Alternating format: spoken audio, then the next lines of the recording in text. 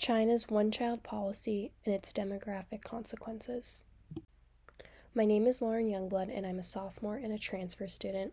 I'm a political science major, and the reason that I chose this topic was I was interested in seeing how this policy has long-lasting political and social consequences, and also looking at the demographic crisis that comes with it.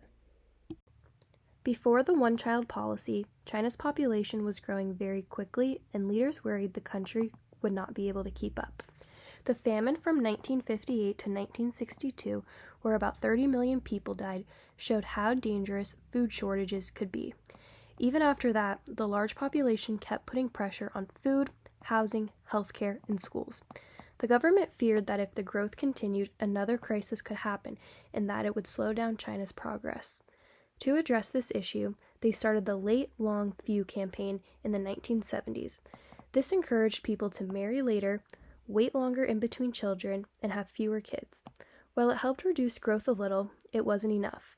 This led to the creation of the one-child policy in 1979. The one-child policy was introduced in 1979 with the main goal of slowing down population growth. Leaders believed that having fewer people would make it easier to develop the economy and manage China's limited resources. To enforce the policy, the government offered incentives such as better access to education, healthcare, or even better jobs for families who followed the rule. At the same time, they made birth control methods and contraceptives widely available, so it would be easier for couples to comply. However, there were also punishments for families who broke the rules. Many faced heavy fines, and in some urban areas, stricter measures like forced abortions and sterilizations were used, which made the policy very controversial. The policy wasn't applied equally across the whole country, though. For example, some ethnic minorities were allowed to have more than one child. Families whose first child was a girl or had a disability were sometimes given exceptions as well. Overall, the policy was one of the strictest population control measures in modern history. The one-child policy brought several serious consequences for China. One of the biggest was the gender imbalance. Because many families strongly preferred having sons, there were widespread cases of sex-selective abortions and abandonment of baby girls. Over time, this created a population with far more men than women, which made marriage and family life very difficult for many men. Another major consequence was the growing elderly population. With fewer children being born, the share of older people in society rose quickly.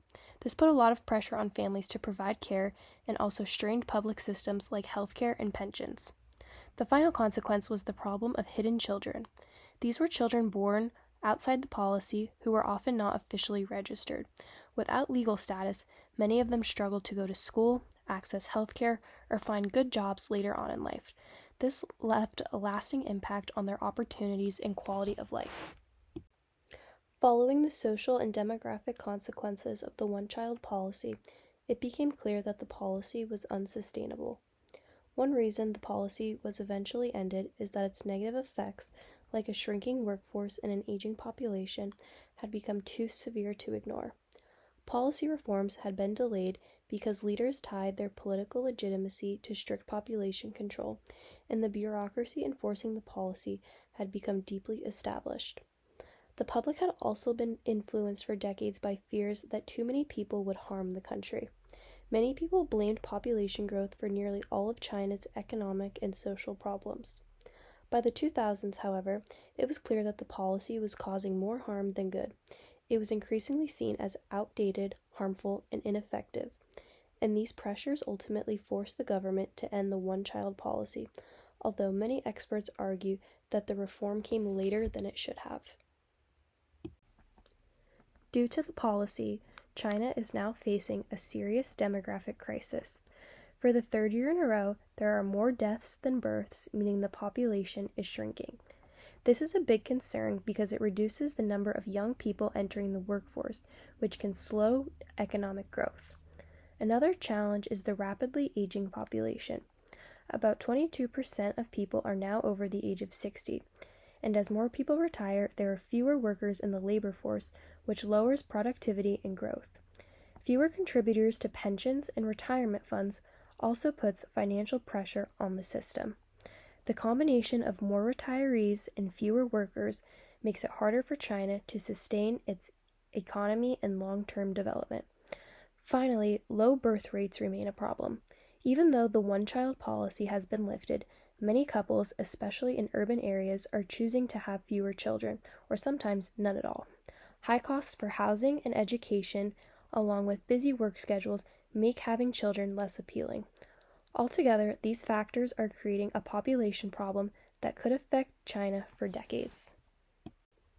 Continuing from the demographic crisis, these population challenges also have major political implications for China. The Chinese government has tried to address the population decline by relaxing the one-child policy. First, they introduced the two-child policy and later the three-child policy, hoping to encourage more families to have children. Despite these changes, fewer young workers continue to threaten economic growth. A shrinking workforce makes it harder for China to maintain its rapid development. This also creates challenges for the Chinese Communist Party, as economic performance is closely tied to its legitimacy. At the same time, an aging population is putting increasing pressures on pensions, healthcare, and family support systems. With more elderly people and fewer young adults to support them, dissatisfaction could rise if the government cannot meet these needs effectively. Finally, slower population growth could affect China's long-term influence in the world. Fewer workers and a smaller population base may limit the country's economic and geopolitical power in the decades ahead, making this demographic crisis not just a domestic issue, but one with global implications. Building on the political and economic challenges we just discussed on previous slides, the one-child policy also created major social consequences for Chinese families. One of the most well-known is the 4-2-1 problem, where one child is responsible for supporting two parents and four grandparents. Because families were limited to only having one child for decades, many young adults face significant pressure to care for aging family members. This responsibility can be overwhelming both emotionally and financially. Only children often experience high expectations from their parents and grandparents to succeed academically and professionally, while also providing care at home.